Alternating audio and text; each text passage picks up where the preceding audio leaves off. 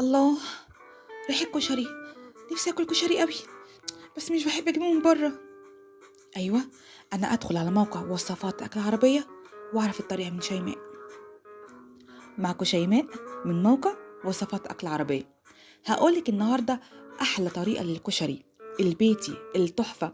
بصي هتاكلي صوابعك وراه. معايا؟ يلا بينا نبدأ خطوة بخطوة.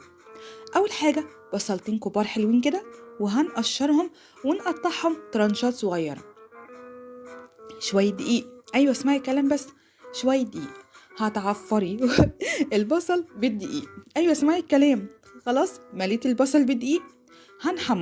هنحمره تحميرة حلوة كده لحد يبقى مقرمش معانا وجميل. هنشيله من الزيت ونركنه على جنب. في الزيت ده اوعي ترميه. هنجيب كوباية شعرية ونحمر فيها ونحمرها في الزيت. تبدأي تقلبي فيها كده لحد ما تبقى لونها ذهبي وكده وحلو. هتنزلي عليها بكوبايتين رز. ايوه اسمعي الكلام زي ما بقولك. خلاص، ده رز بالشعريه. ايوه ما انا جايلك واحده واحده اهو. هيبقى احلى رز بالشعريه. تمام، خلصنا الرز بالشعريه نركنه على جنب. كوبايه عدس بجبه. العدس بالجبه ده العدس الاسود. ركزي معايا وانت بتجيبي من عند العطار عدس بجبه. الاول هتنقعيه 10 دقايق.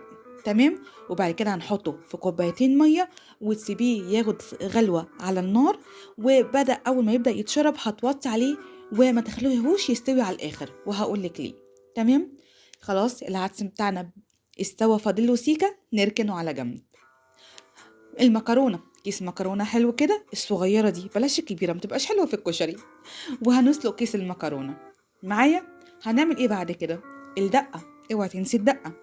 احلى طريقه دقه للكشري.